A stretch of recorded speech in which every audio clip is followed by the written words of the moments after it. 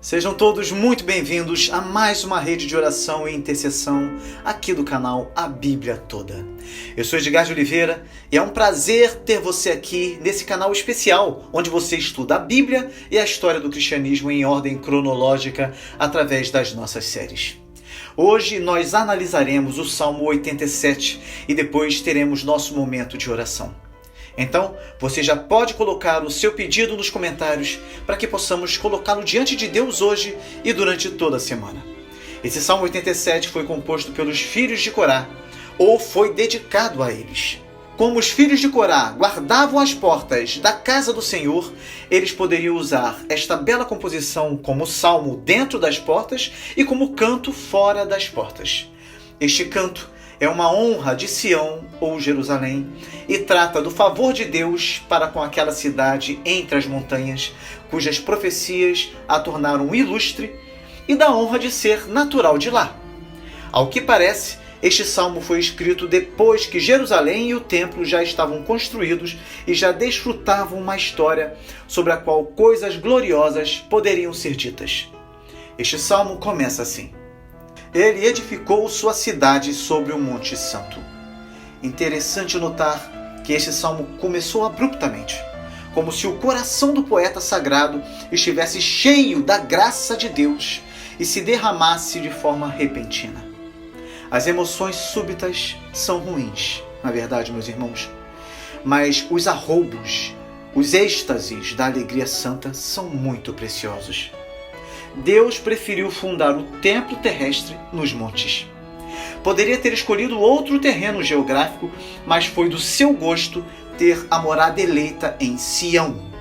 A eleição tornou os montes santos. Foram por determinação divina, ordenados e separados para uso do Senhor. A fundação da igreja, que é a Jerusalém, está nos decretos eternos, imutáveis e invencíveis de Jeová. Ele resolve o que a igreja será. Prescreve todos os arranjos da chamada salvação, manutenção e beleza. Especifica que todos os atributos, como os montes em volta de Jerusalém, deem força para sustentá-la.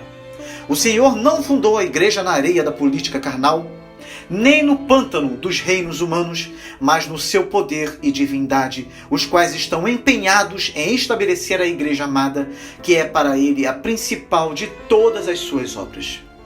O Senhor ama as portas de Sião mais do que qualquer outro lugar de Jacó. As portas são faladas no lugar da própria cidade. Não há outra comparação imaginável que mostrasse de forma tão perfeita a bênção que Jeová deu para Jerusalém. Deus tem prazer nas orações e louvores das famílias e indivíduos cristãos, mas vê de modo especial as reuniões dos crentes. Tem peculiar alegria na devoção dos fiéis no âmbito do templo. As grandes festas, quando as multidões concentravam-se nas portas do templo, eram belas aos olhos do Senhor. Muito mais belas lhe são a Assembleia Universal e Igreja dos Primogênitos, cujos nomes estão escritos no céu, conforme Hebreus 12, versículo 23. Esta constatação deveria levar todo crente separado a identificar-se com a Igreja de Deus. Onde o Senhor revela mais o seu amor, ali todo crente deveria encontrar o maior prazer. As nossas casas, os nossos lares, nos são muito queridos, mas as assembleias dos santos devem sempre ser o nosso local predileto. Coisas gloriosas são ditas de ti, ó cidade de Deus. E aqui ele faz uma pausa. Eis algo verdadeiro a respeito de Jerusalém. A sua história, que é a história da nação da qual ela é capital, está cheia de eventos gloriosos. O uso e propósito como habitação do verdadeiro Deus e lugar de culto a Ele eram eminentemente gloriosos. Coisas gloriosas eram ensinadas nas ruas e vistas nos templos. Coisas gloriosas eram preditas sobre ela, que era o tipo das coisas mais gloriosas de todas. Eis algo ainda mais verdadeiro a respeito da igreja. As pessoas podem se gloriar nela sem serem arrogantes. Há um esplendor inigualável na cidade. Toda coisa gloriosa que os santos digam a respeito da igreja para louvá-la não excede ao que os profetas predisseram, ao que os anjos cantaram ou ao que o próprio Deus declarou. Felizes as línguas que aprendem a ocupar-se com tão excelente assunto. Seja esse o assunto nas nossas casas, meus irmãos, dos nossos mercados, ao redor e em todos os lugares onde as pessoas se reúnem. Nunca permita que os seus louvores cessem, ó noiva de Cristo, em quem o próprio Senhor tem prazer. Tendo em vista que o Senhor escolheu você e condescendeu em habitar em você, ó cidade da beleza, não há cidade que se compare a você. Você é os olhos do mundo, a pérola, a rainha de todas as cidades do universo, a verdadeira cidade eterna, a metropolitana, a mãe de todos nós. Os anos vindouros desvelarão as suas belezas aos olhos surpresos de todos os povos, e o dia do seu esplendor virá 7 vezes mais brilhante que o meio-dia. Aleluia! Glória a Deus! Aqui o poeta sagrado faz uma pausa.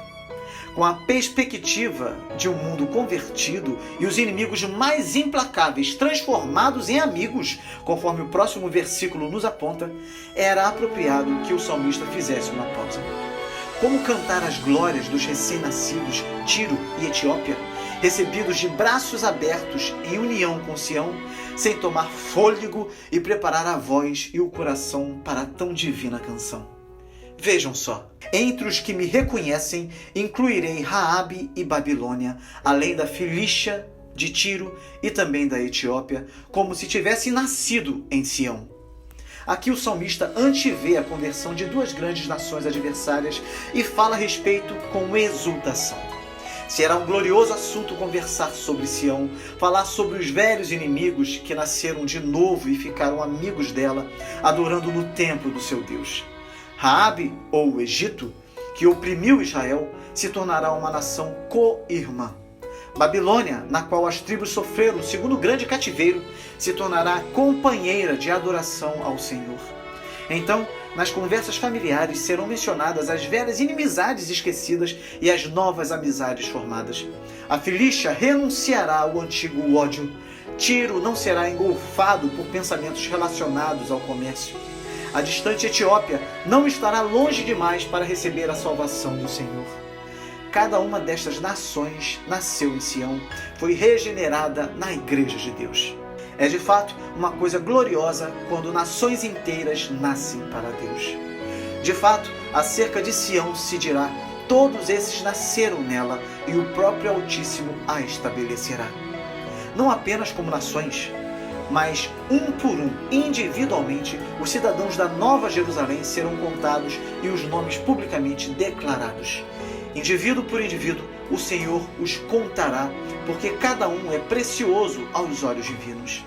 O indivíduo não se perderá na massa, pois cada um é de elevada conta. Ao usar a palavra mais nobre para referir-se ao homem, o original hebraico dá a entender que muitos notáveis nascerão na igreja e que, de fato, todo aquele que é renovado segundo a imagem de Cristo é um personagem eminente. Porquanto há alguns que, mesmo para os olhos cegos do mundo, resplandecem com um brilho de caráter que não podem deixar de serem reconhecidos como pessoas incomuns e admiráveis. A igreja tem nomes ilustres de profetas, apóstolos, mártires, confessores, reformadores, missionários e semelhantes que mantêm igualdade com os maiores nomes honrados pelo mundo. Aliás, não só têm o mesmo nível, mas em muitos aspectos os superam imensamente, pois o Altíssimo a estabelecerá. Este é o único estabelecimento que vale a pena ter. Quando o número dos crentes sobe pelo novo nascimento, o próprio Senhor prova que é o edificador da igreja. Só o Senhor merece usar o título de defensor da fé. Ele é o exclusivo e suficiente patrono e protetor da verdadeira igreja.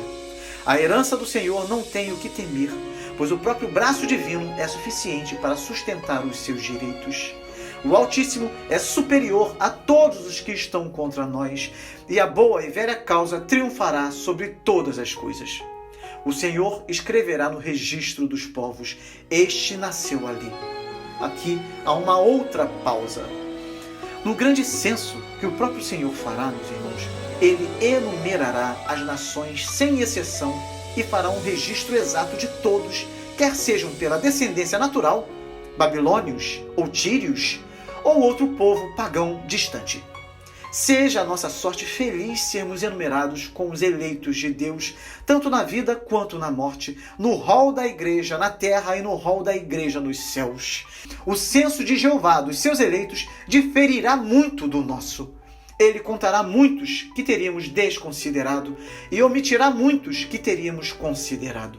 O seu registro é infalível.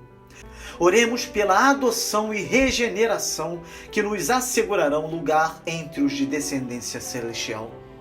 Julgava-se ser de grande honra ter o nome escrito no livro de ouro da República de Veneza, e reis e príncipes pagaram caríssimo pela honra.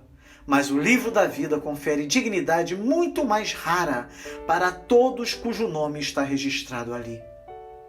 Como eu falei, o salmista fez mais uma pausa, e essa pausa foi feita antes do fim desse salmo, que termina assim: com danças e cânticos dirão, em Sião estão as nossas origens. Em visão, o salmista vê os cidadãos de Sião alegrando-se em festa santa e marchando em procissão triunfante com música. Onde Deus está, tem de haver alegria. Onde a igreja aumenta por conversões numerosas, a alegria torna-se exuberante e descobre modos de mostrar-se, não é verdade? Cantores, dançarinos, salmistas e flautistas uniram esforços e fizeram uma procissão alegre ao templo, não inspirados por Baco ou pela fonte de Castalha, não, mas por beberem da fonte santa de todos os bens, sobre a qual cada um canta: todas as minhas fontes estão em ti. O poeta quis dizer que buscaria do Senhor toda inspiração, consolo, força, alegria, vida, enfim, tudo. As igrejas não têm em si mesmas toda essa suficiência da qual possamos nos servir. O Senhor que fundou a igreja é a fonte eterna de todas as nossas provisões. Buscando-o, nunca nos enfraqueceremos ou fracassaremos. É a mais absoluta verdade que todas as nossas experiências nos levam a buscar o Senhor pela fé e dizer: todas as nossas fontes estão em ti. As fontes da minha fé e todas as minhas graças, as fontes da minha vida e todos os meus prazeres, as fontes da minha atividade e todas as suas ações certas, as fontes da minha esperança e todas as suas antevisões celestiais estão em ti, meu Senhor. Sem o teu Espírito, eu seria como um poço seco, uma cisterna falsa, destituído de poder para abençoar a mim e aos outros. Senhor, estou certo de que pertenço aos regenerados, cuja vida está em ti, porque sinto que não posso viver sem ti. Portanto, com todo o teu povo alegre, eu o canto também. Canto os teus louvores, ó Senhor. Que esse seja o sentimento, meus amados, de todo filho de Deus. Que a igreja diga amém. Amém. Glória a Deus, amados do Senhor. Glória a Deus. Aproveitem agora para colocar seus pedidos de oração nos comentários, para que possamos continuar orando durante a semana. Ore comigo. Senhor nosso Deus, este salmo foi composto para ser cantado pelos filhos de Corá, ou seja, pelo homem caído, pois a palavra Corá significa o estado no qual as árvores estão durante o inverno, quando ficam sem o verdor e frutos. E é assim que acontece, nós nos sentimos secos. E essa é a descrição vívida do homem caído, quando deixou o Senhor e voltou-se para os próprios caminhos. No entanto, nós fomos levados à devida conscientização desse estado e nos achamos destituídos de toda a glória que o primeiro Adão tinha no paraíso e fomos induzidos a buscar a restauração da nossa natureza e recebemos do segundo Adão, o Senhor do céu, um estado muito melhor que o primeiro Adão perdera. Agradecemos a Ti, ó Senhor, pela promessa de vida que nos foi dada em Cristo antes do começo do mundo. Hoje a Tua igreja é o verdadeiro Israel de Deus. O Senhor ama os santos por causa da imagem divina que levam em si. Ama-os por causa das graças que são infundidas neles quando são renovados pelo Espírito. Ama-os por causa da relação que o povo mantém com Ele, como igreja sua, pois estão qualificados para o cumprimento dos deveres da relação pelo amor do seu Pai, pela confiança na sua cidade, pelo deleite na sua pessoa, pelo prazer no seu serviço que pertence aos filhos obedientes e afetuosos. Sim, o Senhor nos ama, porque procuramos imitá-lo, mesmo com toda a nossa limitação. O Senhor nos ama porque recebemos a palavra da sua boca e porque estamos prontos a obedecer a toda a convocação da sua providência nos caminhos do testemunho, aonde quer que o Senhor nos dirija. O Senhor nos ama porque nos entregamos a Ti como vivos dentre os mortos e os nossos corpos como instrumentos de justiça, não andando mais segundo as obras da carne, mas segundo a vontade do Senhor. O Senhor tem prazer nos justos e conhece os seus caminhos. Ama-os, prova-os e confirma-os. Vê com aprovação as atividades mais comuns da vida dos seus servos, o esforço honesto que fazem. Nosso coração se enche dos teus louvores quando consideramos o teu amor por nós, Senhor. Obrigado, Senhor, por tão grande amor. Pedimos nesta hora que as tuas misericórdias alcancem a cada família representada aqui através dos irmãos que estão orando a Ti. Que o Senhor abençoe a cada um de nós. Colocamos diante do Senhor todos os nossos pedidos, pois sabemos que somente o Senhor é capaz de trazer a solução para cada uma de nossas demandas e que os teus planos são perfeitos e que nenhum deles poderão ser frustrados se estivermos caminhando contigo. Nos ajude a nos mantermos firmes em teus caminhos, Senhor. As lutas são imensas, mas o Senhor é maior. Os problemas são muitos, mas o Senhor tem a chave para a solução de cada um deles. As situações adversas nos causam medo, mas o Senhor é a nossa rocha de abrigo, o nosso escudo, o nosso castelo forte. Senhor, nos ensine a confiar em Ti, em toda e qualquer situação. Estamos num momento muito difícil, num período de escuridão pelo qual a nossa nação tem passado. Que a Tua mão seja como uma pedra sobre os homens maus que têm lesado nossa nação. Que a Tua justiça seja feita, Senhor. Que haja arrependimento no Teu povo pela comodidade diabólica e fraqueza espiritual que permitiram que estivéssemos numa situação tão difícil. Livra-nos do mal, Senhor. Livra-nos do mal. Tenha misericórdia do Teu povo que sofre injustiças. Seja com aqueles que estão combatendo o bom combate da fé. Que haja cura em cada área de nossas vidas, para que haja alegria em nosso lar, para que haja libertação para aqueles que se encontram aprisionados por uma série de mazelas. Colocamos diante do Senhor todos os Teus filhos que têm sofrido perseguições por causa do Evangelho. Que a Tua mão esteja sobre eles e os livre de todo o mal. Oramos pelos enfermos para que sejam curados, pelos hospitalizados para que recebam alta, pelos aflitos para que encontrem a Tua paz, pelos desempregados para que o Senhor abra uma porta de emprego. Oramos pelos desamparados para que se voltem para Ti, Senhor, pois o Senhor jamais nos desampara. Oramos pelos perdidos para que sejam encontrados e resgatados por Ti. Oramos para que o Senhor nos use como a luz do mundo e o sal dessa terra, para que muitos sejam salvos através de nós, para que nações conheçam a Cristo e para que esse mundo venha celebrar a vida verdadeira que só pode ser vivida em Tua presença. Obrigado pela Tua palavra, porque ela nos traz esperança, consolo, alívio e paz, mesmo em meio a tantas lutas. Cremos que estamos seguros em Ti e que o Senhor tem todo o poder para fazer o que desejar. Que o Teu povo seja agraciado de uma forma especial e que toda dificuldade nos deixe ainda mais fortes. Agradecemos a Ti e pedimos que cada pedido deixado nos comentários seja contemplado com uma resposta favorável da Tua parte. Confiamos em Ti e Te agradecemos por tudo. É no nome de Jesus que oramos a Ti, com perdão dos nossos pecados. Amém. É simplesmente maravilhoso estar na presença de Deus e desfrutar de um momento tão especial como esse. Não é verdade, meus irmãos? Eu peço que vocês aí compartilhem esse vídeo. Ajudem-me a levar esta palavra para outras pessoas que estão precisando ouvir o que vocês acabaram de ouvir. Se você ainda não é inscrito aqui no canal, se inscreva agora, tá bom? Para que você possa continuar estudando a palavra do Senhor e a história do cristianismo em ordem cronológica, como estamos fazendo aqui. Que Deus te abençoe muito e até o próximo vídeo com a graça de Deus.